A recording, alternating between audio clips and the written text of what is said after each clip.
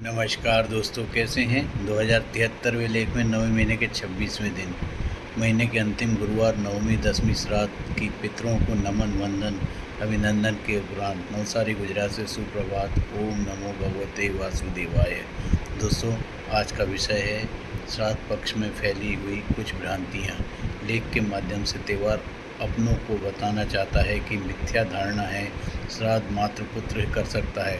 ऐसा कहीं किसी भी शास्त्र में उल्लेख नहीं मिलता। साथ ही यह भी एक भ्रामक प्रचार प्रसार किया जाता है कि गया या कोई भी सिद्ध स्थान पर पिंडदान करने के उपरांत सांसारिक मनुष्य पितरों के ऋण से मुक्त हो जाता है और तिथि पर श्राद्ध करने की आवश्यकता नहीं होती। वास्तव में पिंडदान मृत आत्मा की शांति हेतु प्रभु के चरणों में तर्पण करना मात्र है, इससे अतिरिक्त कुछ भी नहीं। अर्थात सिद्ध वाले स्थान पर पिंडदान करने के बाद भी ब्रह्म भोज करवाते हुए विधि विधान से श्राद्ध करना बहुत ही ज़रूरी होता है।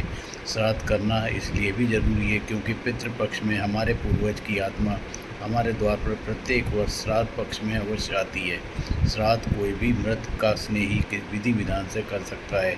यहाँ तक कि पुत्रियाँ को भी अपने माता पिता का श्राद्ध करने का अधिकार प्राप्त है। अगर पुत्र पुत्री न हो तो पति के देहांत पर पत्नी और पत्नी के देहांत पर पति श्राद्ध कर सकता है। पति के स्वर्गवासी होने पर घर की बहू को भी सास ससुर का श्राद्ध करने का अधिकार प्राप्त होता है। अगर श्राद्ध ना करे तो पितृपक्ष में आत्मा दुखी होकर हमारे घर से चली जाती है।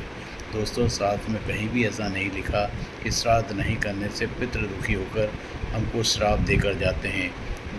पितृपक्ष में कोई भी शुभ कार्य, विशेषकर पूजा पाठ अनुष्ठान या कोई भी मांगलिक कार्य नहीं करना चाहिए, किंतु मंदिर और घर में पूजा गृह में नियमित रूप से पूजा पाठ करते रहना चाहिए। श्राद्ध के समस्त 16 दिन तक सादगीपूर्वक जीवन जीते हुए निम्नलिखित में ना करने वाले नियमों का पालन जरूर करना चाहिए।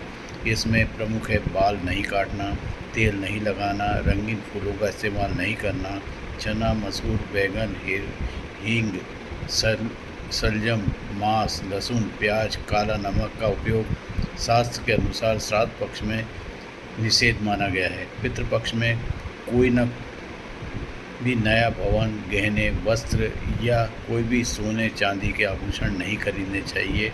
पितरों की तिथि वाले दिन घर की साफ सफाई स्वच्छता के उपरांत भोजन तैयार करने के बाद गाय कुत्ता कौवा द्वारपाल चींटी इस प्रकार सर्वप्रथम 5 भाग को भोजन निकालकर अलग रख देना चाहिए।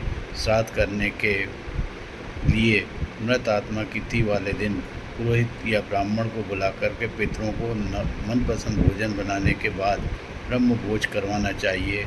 यथाशक्ति दक्षिणा देकर चरण स्पर्श करके पितरों को नमन वंदन कर ब्राह्मण से आशीर्वाद प्राप्त करना चाहिए। ब्राह्मण भोज करने लेने के पश्चात तांबे के लोटे में पानी गंगा जल व काले तिल मिलाकर पितृ लोगों को नमन करते हुए जल तुलसी वृक्ष में अर्पण करना चाहिए।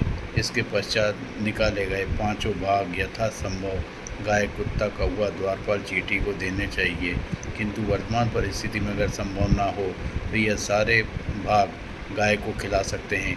किसी कारण से ब्राह्मण भोज करने आने में आपके यहाँ असमर्थ या तैयार ना हो तो समस्या का समाधान भी गुरु पूर्णिमा पुराण में लिखा है। ब्राह्मण कच्ची भोजन सामग्री अर्थात चावल दाल चीनी नमक मसाले कच्ची सब्जी और मौसमी फल ब्राह्मण को देते हुए पितरों को नमन वंदन कर उनसे आशीर्वाद ले लेना चाहिए। गुरुवार नवमी श्राद्ध की पितरों को नमन वंदन के साथ श्राद्ध पक्ष में आज का लिखा लेख अपने सभी पूर्वजों के चरणों में सादर नमन वंदन अभिनंदन के साथ पुष्पांजलि स्वरूप सादर समर्पित है। पितरों के प्रिय स्नेही मित्रों को नमन वंदन अभिनंदन एवं ओम नमो भगवते वासुदेवाय नमः के उपरांत नमस्कार।